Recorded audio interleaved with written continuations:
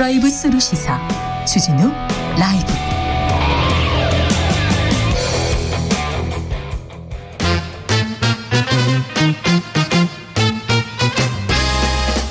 정치권의 뉴스와 화제, 민심은 어떻게 보고 있을까요? 집중 분석해 보겠습니다. 여론과 민심. 이강윤 한국사회 여론연구소 소장, 어서 오세요. 안녕하세요. 배종찬 인사이트 K 연구소장, 어서 오세요. 안녕하십니까. 네. 드라이브 스루 시사 너무 마음에 듭니다. 네. 마음에 안 드는 거 있습니까? 다 마음에 들어요. 알겠어요. 됐어요. 다른 데 가서 그렇게 또 다른 데 가서는 또 다른 얘기 하시죠. 아니요, 절대 아닙니다. 아우, 네. 오직 솔직하게. 네, 알겠습니다. 정직만을. 네. 대선 끝나고 조금 한가해지셨습니까? 조금 한숨 돌리고 계십니까? 약간요. 그렇습니까? 네. 네. 자, 또 읽어보겠습니다. 네. 여론조사가 추세를 계속 예. 잘 읽었습니까? 이번 대선에서는? 뭐 크게 틀리진 않았다고 보는데요. 저희가 그렇지 않아도 선거 끝나고 나서 이번 대선을 정리하는 의미의 여론조사를 또 바로 있어요? 며칠 전에 했어요. 그 항목 중에 하나, 여론조사가 수없이 많이 발표됐는데 그게 선생님들이 지지 후보를 결정하는데 얼마나 영향을 받으셨습니까? 이건 물어봤어요. 네. 그랬더니 개요는 조금 이따 말씀드릴게요. 73%가 나 별로 영향받지 않았다. 25% 정도, 4명의 한 분 정도가 난 영향을 받았다. 이렇게 답을 하셨습니다. 상당히 차이가 많이 나죠. 네. 받지 않았다는 게 영향 받았다는 것보다 한 3배가 넘는데 저희들은 한 이렇게 3가지 정도로 그걸 설명 내지는 분석을 하고자 합니다. 우선 여론조사에 자주 응하시는 분들, 그리고 선거 끝나고도 응해 주시는 분들은 아무래도 정치 고관심층이실 것이다. 이분들이 많이 응답을 해왔고요. 이분들은 지지 후보가 이미 작년 여름, 가을 그때부터 굉장히 확고한 경향이 있었습니다.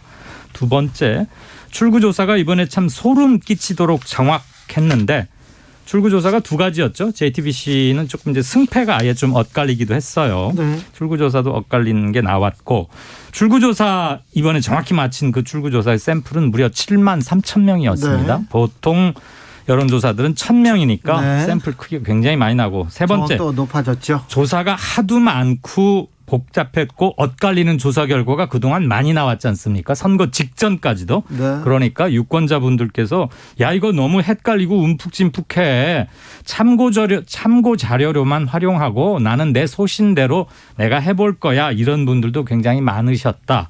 이 정도로 저희는 추측을 합니다. 그러니까 참고가 맞는 거죠. 그리고 여기 응답자들 보면은 4명 중 1명 정도만 영향받았다. 그러니까 여론조사에 너무 일희일비하거나 의존하거나 이럴 이유가 없는 겁니다. 네, 참고로. 네. 그러다 보면은 여론 조작이냐 이런 이야기를 하시는데 중앙선거 여론조사 심의위원회가 있기 때문에 선거 여론조사는 뭐 이걸 감히 조작을 할 수도 없는 것이고, 이제는 좀 여론조사를 그냥 있는 그대로의 중요도 정도 참고하는 정도 수준으로 보는 것이 맞는 거죠. 변명처럼 들리실 수도 있겠습니다만 깜깜이 들어서기 직전에 후보 단일화가 이루어졌고, 네. 그리고 바로 깜깜이 들어왔고 공표할 수 없었고, 그때 굉장한 변동이 좀 있었어요, 막판에. 네. 그런 것들은 잡아내기가 좀 힘들었다, 이런 말씀 드리고요. 지금 제가 말씀드린 이 조사 항목은 TBS 의뢰로 저희 KSOI가 11일, 12일 엊그제죠. 이틀간 실시했습니다. 응답률 8.1%. 성인 남녀 1,001명 대상으로 했고요. 선관위 안심번호를 사용했습니다. 보다 자세한 것은 중앙선거 여론조사심의위원회나 저희 한국사회 여론연구소 홈페이지 보시면 질문지 같은 것 다 확인하실 수 있습니다. 조사에서 여성가족부 폐지, 여기에 대한 민심도 하셨어요? 네, 여가부 폐지만 꼭 집어서 한 건 아니고요. 예. 전반적으로 차기 정부 우선 해결해야 될 거 뭐라고 보시느냐, 이거는 물었죠. 그랬더니 경제, 민생, 일자리 이런 것 좀 잘 챙겨야 되겠다. 25.8%. 부정부패 깨끗이 척결해달라. 18%. 공정사회 실현이 굉장히 중요하다. 14.7%. 그리고 바로 간발의 차이로 국민 화합이 중요하지 않겠느냐. 14.2%. 이런 정도로 조사가 됐습니다. 그러니까 이 점은 분명히 말씀드려야 될 것 같아요. 선거 국면에서 이제 관련 여성가족부 폐지 관련된 여론조사가 있었다. 그냥 대체는 흐름만 말씀드린다. 그런데 남성들뿐만 아니라 여성들도 상당히 여성가족부 폐지에 대한 공감이 높았다. 이걸 주장하는 쪽이 있는데 실제로는 여성들의 경우에는 의견이 좀 다양했어요. 그러니까 폐지에 대한 의견도 있었지만 또 폐지하지 말아야 된다는 의견이 또 상당히 높게 나타났었고, 그리고 여성가족부의 기능이 좀 재조정될 필요가 있다는 의견도 있는 것이거든요. 이걸 저는 마치 그냥 이것 아니면 저것 이런 식으로 결정될 일은 아닌 것 같습니다. 네. 한 가지요. 선생님께서는 지지 후보를 언제 정하셨습니까? 네. 이제는 뭐 감출 이유가 없잖아요. 정답의 그렇죠. 응답의 정직도가 높을 텐데 이런 질문은 각 당이 후보를 결정하기도 전에 네. 또는 공식적으로 최종 경선에서 후보가 정해진 직후 이게 합쳐서 58%. 그러니까 10명 중에 6명가량은 이미 작년 가을 전에 다 정했다는 얘기고 윤안 후보 단일화 이후에 나는 정했다. 이런 분들은 9.6%에 불과했습니다. 그렇습니다. 네. 끝까지 본 사람도 있지만 난 태어나고부터 어느 당으로 지금 그럼요. 정한 사람 이 주변에도 많아요. 그리고 뭐 후보 도덕성 논란이니 뭐니가 계속 잔파도들이 계속 몰려와도 거의 잘 안 변했다는 얘기이기도 하고요. 그렇죠. 여성가족부 얘기는 조금 더 드려야 될 것 같아요. 왜냐하면 이건 지금 이제 인수위에서도 설문조사를 할 수 있고 또 여성가족부와 관련된 여론을 파악할 수 있거든요. 네. 저는 선거 국면에서 다소 감정적으로 대처했을 수도 있는 이 여성가족부 폐지 문제를 인수위에서 적어도 논의를 좀 좁혀 나가기 전에 이런 여론조사를 할 필요가 있다고 봅니다. 좀 차분한 여론조사. 과연 여성가족부 폐지에 대한 찬반의 의견을 줬으면 그 의견은 뭘까. 그래서 이것을 단순히 그냥 남혐, 여혐 20대 30대 여론이 달랐다. 이것만으로 또 대선 때 약속했던 일이다. 이것만으로 결정된 일은 아니기 때문에 좀 차분하게 예. 단계적으로 판단할 필요가 있어 보입니다. 여론조사도 좀 영향을 미치는데 커뮤니티 여론이 젊은 층한테는 영향을 많이 미치는 것 훨씬 같아요. 크죠. 제 주변 네. 사람들은 중에 굉장히 뭐 식견도 있고요. 판단도 좋아요. 그리고 굉장히 훌륭하신 분인데 기사를 보는 것보다 커뮤니티를 쭉 돌아다니면서 거기에서 보고 그 흐름을 보고 뉴스를 이렇게 해석하시더라고요. 야, 그분은 공을 많이 들이시는데 그렇게 하면 기자들의 필터를 통해서 보는 관이나 이미지나 판단이 아니라 직접 현장을 말하자면 취재하는 거잖아요. 커뮤니티들 살아있는 목소리를 그렇죠. 체크한다는 건 그건 매우 중요한 일이죠. 특히 2030을 이해하는 데는 중요한 열쇠 중에 하나 같습니다. 그게. 저는 그런 노력 필요한 것 같아요. 그러니까 2030이 지금 정말 이번 표심도 나누어져 있지만 이런 것 봉합하는 노력을 우리가 진정으로 해야 되잖아요. 실천해야 되잖아요. 네. 근데 이런 게 필요한데 마찬가지로 여성가족부 폐지와 관련된 여부도 이용수 위안부 할머니 같은 경우에도 여성가족부 폐지를 반대하거든요. 예. 그리고 또 실제로 이 여성가족부와 관련된 부분에 대해서도 저는 좀 현장을 정확히 할 필요가 있다. 여성가족부의 내용을 정확히 할 필요가 있다. 그래서 막 여론 조작, 여론 못 믿겠다 이런 분들께 제가 가끔 이런 이야기를 해요. 여론조사 기관에 와서 1박 2일 밤새면서 한번 일해 보실래요? 근데 그렇게 실제로 한 적이 있었거든요. 다 엄청 놀라더라고요. 아, 이게 이렇게 일이 되고 100명, 200명 해서 규모에 따라 다르지만 작업을 해보면 이 과정을 보면은 설문조사를 하고 알게 되는 거죠. 진실을. 저는 여성가족부도 좀 여성가족부가 하는 일을 좀 꼼꼼히 봐서 그냥 예산을 3조인데 사실 뭐 실제 여성가족 평등과 관련된 남녀 평등 관련된 일은 수천억밖에 안 된다. 이렇게 보시지 말고 네. 정확한 내용을 보고 차분하게 냉정하게 판단할 필요가 있겠죠. 여가부에 대해서 정확하게 좀 냉정하게 판단해 보자는 얘기는 동의하는데요. 여론조사 기관에 가서 일해보거나 뭐 쳐다보고 싶진 않습니다. 0456님께서 응답자의 8.1%라는 것이 100명 중 8명의 결과물인지 아니면 응답자가 1000명이라는 것인지 알려주세요. 소장님. 응답률에, 그러니까 저희가 말씀드리는 것은 1000명이라는 조사가 완성되고 나서 그중에 어떤 대답을 한 분이 8.1%라는 거니까 100명으로 환산하면 8명이 맞죠. 네. 네. 응답자 100명으로 치면 8명이 맞고요. 1000명이면 80명입니다. 네. 그렇게 응답했다는 것이고 저희는 보통 2만 4, 5천 명쯤 되는 분에게 전화를 겁니다. 네. 그중에 최종적으로 다 조사에 응해서 하나의 샘플로 의미 있는 것이 만들어지는 것, 그걸 1000개를 만들어가는 거죠. 네. 자, 소장님들께서 지난번에 여론조사 중에 정치 여론조사는 아주 작은 부분이다. 이 부분은 뭐 경제적으로 따지면 굉장히 조금 작은 부분이라고 네. 얘기했는데 대선은 또 이분들한테 크지 않고 지방선거가 진짜 큰 판이에요. 그러니까요. 그죠? 이제부터 근데 시작됐죠. 숫자가 많잖아요. 많잖아요. 일단 그러니까 대선 하나밖에 없잖아요. 눈이 반짝반짝해. 눈이 반짝반짝해. 여론조사 많거든. 초롱초롱. 네네. 네. 이게 돈이 되거든요. 그럼요. 자, 지방선거 모드로 지금 태세 전환하셨죠?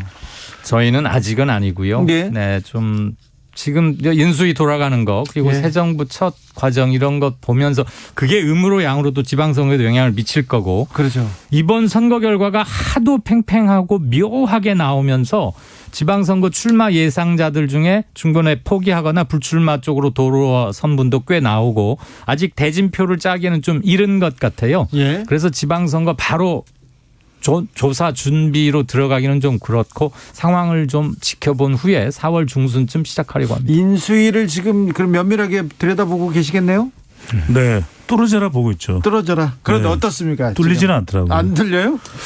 글쎄 이제 10년 만에 인수위니까 고민도 많을 텐데 저는 인수위는 세 가지입니다. 하나는 이제 철학이고 두 번째로는 인사, 마지막은 이제 정책인데 철학은 윤석열 정부의 철학을 분명히 해야 되겠죠. 어떤 색깔을 가지고 있는 정부가 될 것이냐. 또 하나는 인사인데 인수위원장은 안철수 국민의당 대표고 그리고 다 결정이 됐죠. 그런데 지금 면면을 보면 원희룡 기획조정분과위원장까지 권영세 부위원장도 그렇고 물론 이거 뭐 리버로 했겠습니까? 윤석열 당선인도 그렇고 다 같은 대학이에요. 그러다 네. 보니까 벌써 나오는 이야기가 서법회냐 안철수 인수위원장만 제외하고는 다 서울대 법대거든요. 근데 이게 뭐 국민들이 뭐 지금 벌써 이제 또 이걸 나쁘게 보지는 않겠지만 그러니까 결국 인수위의 중요한 것은 철학 또 인사 또 정책이니까 이쪽에 좀 더 빛을 발할 수 있는데 좀 초점이 맞춰져야 되겠죠.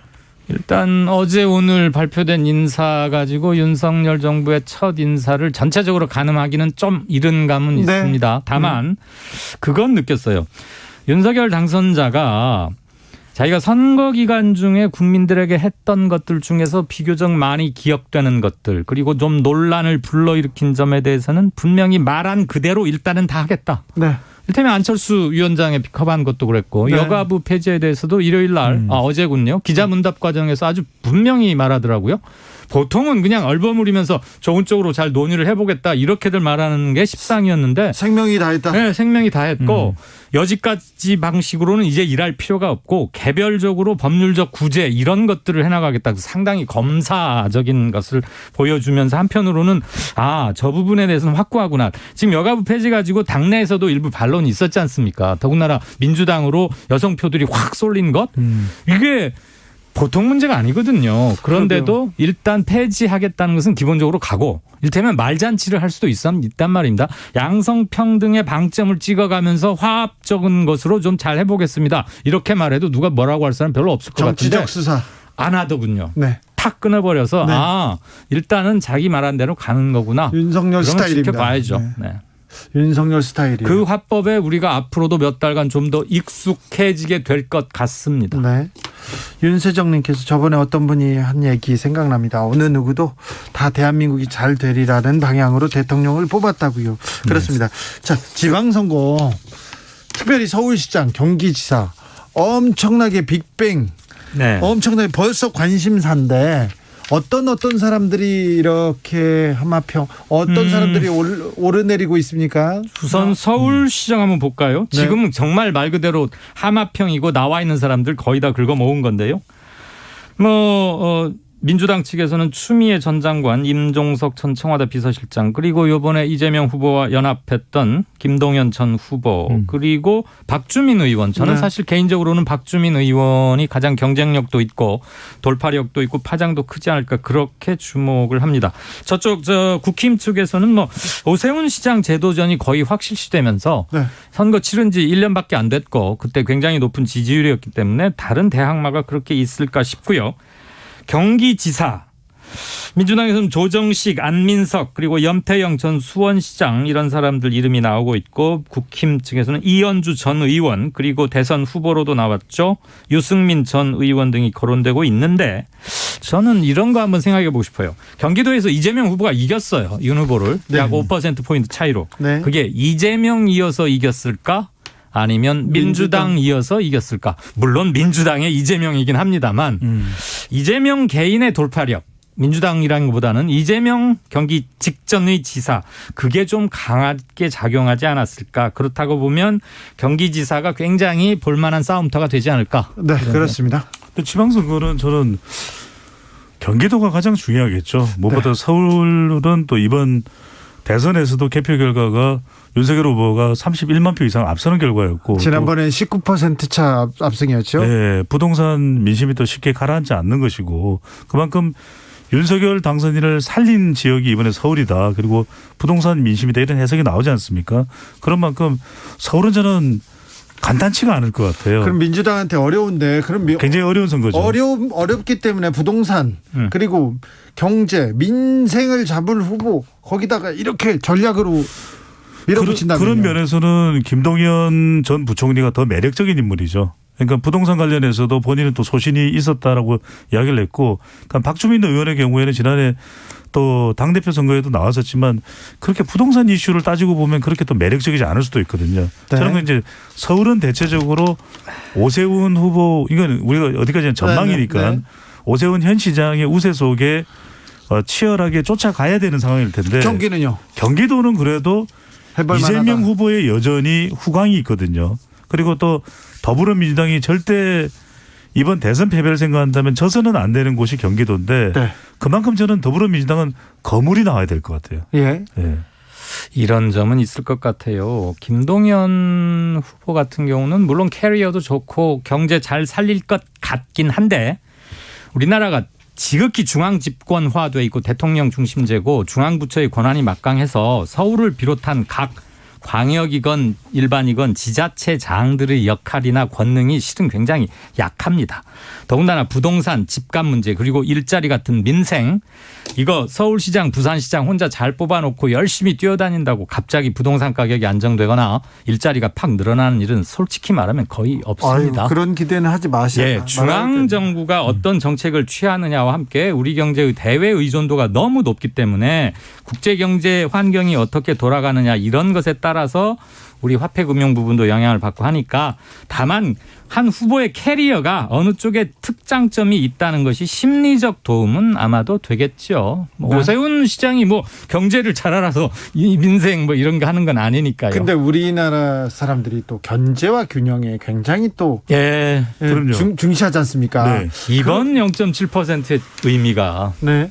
그래서 경기도는 조금만 더 짧게만 더 추가할 필요가 있을 것 같은 게 저는 이 거론되는 인물들 물론 뭐 수시로 바뀔 수 있었는데 김동연 전 후보가 저는 오히려 경기도 쪽에 더 방점을 찍을 가능성이 있다. 그런 이유는 경제 전문가이기도 하고 이번 대선도 가만히 보면은 외부 인사인 윤석열 후보가 결국 당선이 되지 않았습니까? 네. 그러면은 민주당 책임론이 상당히 비등하거든요. 그런데 네. 오히려 김동연 전 부총리와 이재명 후보가 막판에 사실상의 단일화를 한 것도 있기 때문에 김동연 전 부총리가 경기도에 나오면 또 그런 민주당 책임론과도 거리가 있는 것이고 또 이재명 후보가 당장 활동을 하기는 쉽지 않거든요. 그런데 이런 단일화를 했던 서로 간의 관계를 생각한다면 은근히 경기도 선거에서 지원을 해줄 수 있는 것도 가능해지는 것이죠.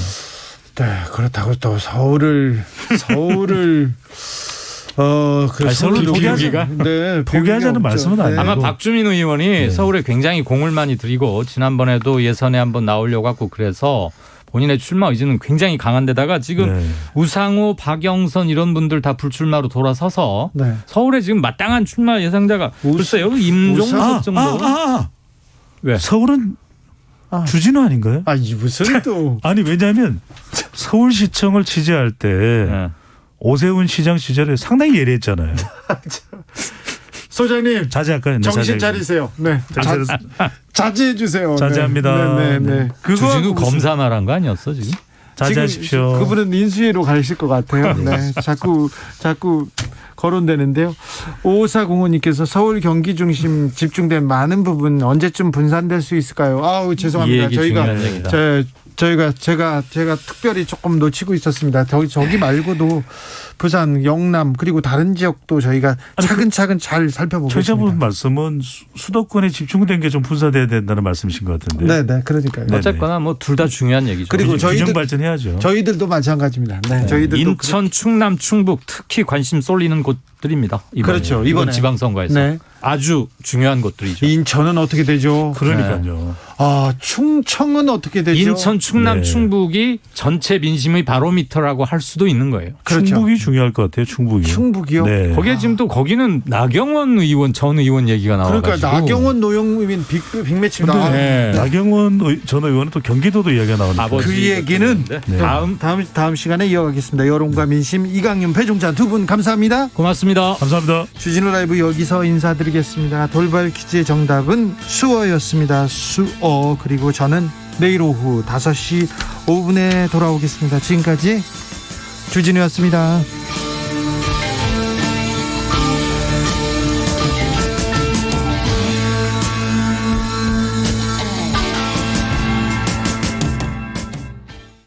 지구를 위한 새로 고침 습관을 바꾸는 라디오.